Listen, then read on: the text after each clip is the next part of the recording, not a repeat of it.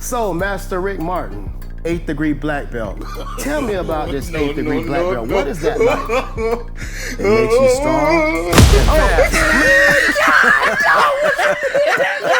Oh man! Let the force be with you, Luke. Okay, I got to learn this. What this is right here. Did y'all see that? You see how fast that was?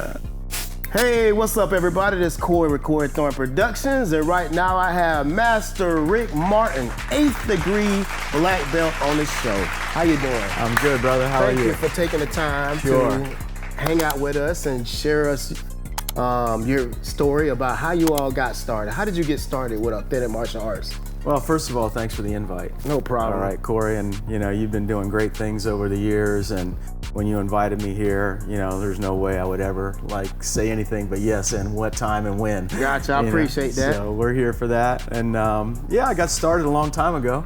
So now you're gonna make me tell my age. That's okay. But you look good though. When I get whatever your age is, I want to make sure I look good too. I started in 1973. Okay. So this makes my 50th year anniversary as we speak. Congratulations on that. That is awesome. Thank you. And I started at St. Pete Junior College. Okay. In a karate class that was going on 2 hours after school, 5 days a week. Wow. It was pretty intense, and then just one thing led to another, and then we had a master from Okinawa, Japan, actually moved to this area. Okay. And I found out about him through friends, and I went and visited, didn't believe it was going to be real. But when I first walked into the dojo up the stairs, I heard this knocking sound. I'm like, what is that?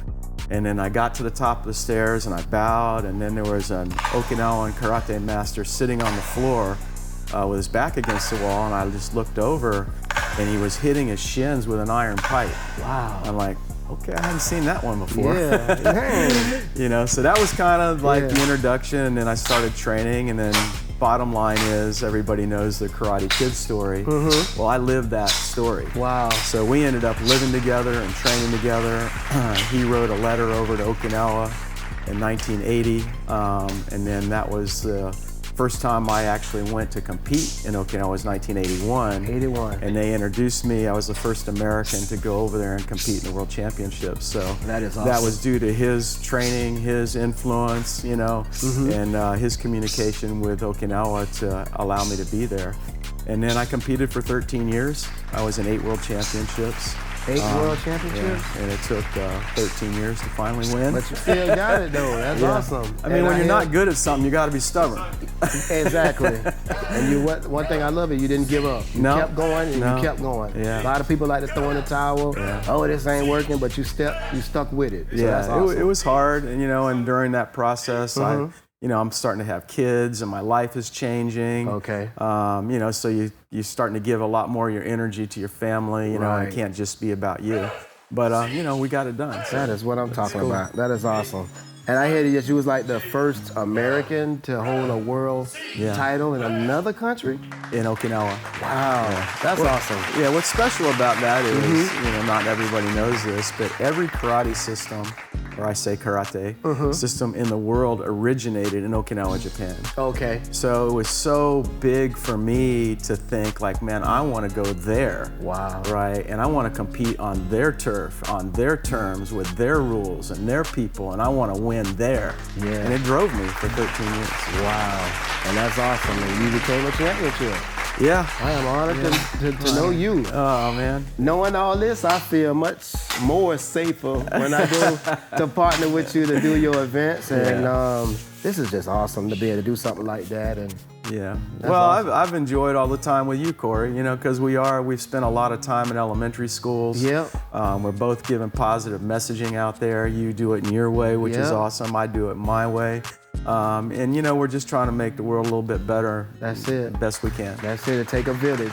You with that coming in with that karate thing. I'm doing the music. Different areas that students look up to, and it's just awesome going to your dojo when I partner with you, watching the growth of the kids from when they bitty, and then they grow up, and you had some became police officers. They can use that training when they're on the street. Yeah, SWAT team. Yep, SWAT team too. Yeah. Wow. And I had a lunch yesterday when I saw you, right? Yeah. Well, that guy that I was having lunch with a little baby in the baby stroller. Well, his name's Patrick, and he was a kid with me, got his junior black belt with me, and now, long story short, he's with the sheriff's office, he's on the SWAT team. Okay. He's got two babies, one's 3 and one I seen one yesterday. It was cute. So everybody's life is changing, but they're all good people doing good work. That's awesome. One thing I like about when you learn self-defense and everything, it also teaches students about discipline. Yeah. Talk about that discipline. Well, listen, discipline and work ethic, regardless of what a lot of people say, makes the world go round. Yes, sir. Yes, so if you only show up when you feel like it, that doesn't really take much discipline. That's why people have trouble, getting themselves in shape, staying true to their diet, keeping their stress down, getting their sleep. It takes discipline to regiment yourself in such a way that the way you live your life is in alignment with your goals. Right. Everybody has these things they want to be and what they want to do, but you got to back engineer all that to today. And what am I going to do today to get to there? And I think that's where it breaks down a lot. Yeah, you're right about that. You're so right about that. That discipline, boy.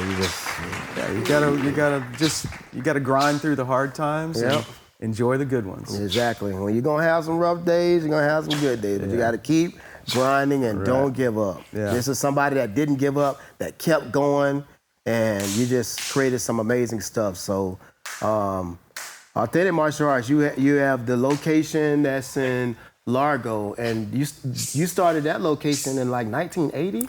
Yeah, well, across the street from where we are now, we were in a strip plaza there. I remember that. Yeah, we had 2,500 square feet in that little shopping plaza from 1980 to 1984. Okay. In 1983, I bought that property across the street. Gotcha. And then, somehow or another, we were able to qualify for a construction loan. Everybody thought I was crazy. Building a dojo, they didn't even know what that was. Up on stilts over a lake, they just totally thought it was a head case. But I said, look, I'm serious. So anyway, we got through all that. We built it with our own hands. Wow. Me and, my black belts, we obviously had some contractors come in and drive the pilings and all of that. Wow. But we basically did it ourselves. That is cool. The story behind that too that people don't know, before I was even completed with construction, I ran out of money. So I had to put like $50,000, and back then $50,000 was a different number. That was a different number in 1984 on credit cards. Wow. Just to finish the construction, and didn't even blink. Said, "Done. Doesn't matter. We're on a mission. It's all going to be fine," and we just worked through it. Wow, that's awesome. When you believe in something, sometimes you just got to put the money up and invest in it, and you can't understand what's going on at the time, but you keep chipping away at it and then look back years later. I'm glad that you did that, because a lot of people look at a number or something and walk away from it. It was like, what I was gonna do with the studio. So I'm just thankful that I stuck with it. And then you opened up another location in Seminole. Yes. When you was at Seminole first, you was in the shopping plaza over there in Seminole too as well, right? That's right. That's where we first started. Publix. Right, the Oakhurst Shopping Plaza. Yeah. Then you got another building. And so we were there from 2007 until 2012. Okay. And then we bought the property on 131st Street, which is amazing. It's about an acre and a half. It's got 60 parking spaces, 10,000 square feet. Yeah. It's got classrooms for the kids, in the after-school program. We got plenty of training areas. It just was like, the mecca that we were looking for. Both locations, Largo and Seminole, are beautiful buildings, and just awesome what you did with it. I'm just glad to be in partnership with you. It's awesome. And before we go, share what's your mission of Authentic Martial Arts? Well, I think what we're trying to do is, be a bright light in the world. And Say it again. Say it again. Be a bright light in the world. Exactly, because there's so much darkness out here. So, however we do that, we might do that in our after-school program with the kids there. We might do it in our evening classes. We have a ninja gym in there now. So our culture is all about being positive and helping people become strong and be prepared, to live this life. It can be hard sometimes. Yes, it can be, but y'all do a great job. You're actually physically in schools. You're not just at dojo. Right. You know, training students when they come or doing what you do. You actually go into the schools, because I believe, when you're there on campus, so everybody can see you showing your face and everything, and you building that connection with students, and y'all do a lot of giving back when it comes to the youth, and that's why I believe youth and family. That's why I believe everything gonna be good. Yeah. So that's kind of, we have that outreach, into the community, and I think that's important, because without everybody around us, we would be nothing. Right. You know, so we've got to step out of our house, and go see people where they are. In schools, there's a lot of kids there. Yeah, it is. So we can reach a lot of kids very quickly. And they appreciate y'all going. Yeah. And I also like watching y'all on Facebook when y'all go and show your presence as your dojo, representing authentic martial arts when y'all at school. So yes, sir. They do wonderful things. It's not just talk. It's actually the real deal. Shout out to Master Ric Martin, 8th degree black belt. Amazing guy, known him for over 10 years. Been partnering with y'all for 10 years. It's been incredible. So as you learn about his story, I'm learning about the story as well. And I might start taking my shoes off when I come DJ. Yeah, I know y'all just started doing that, like letting kids wear their shoes, but I'm the DJ. I'm not out there trying to dance, so I'm gonna start taking my shoes off. So that is awesome. So I appreciate you coming on the show, taking the time to talk to us and inform us, and I wish you the best for everything.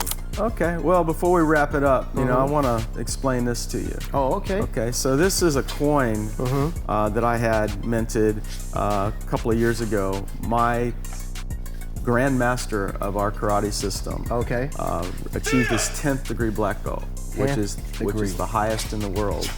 And I thought, man, we need to do something to commemorate that. Okay. And so we made this coin. Wow. All right.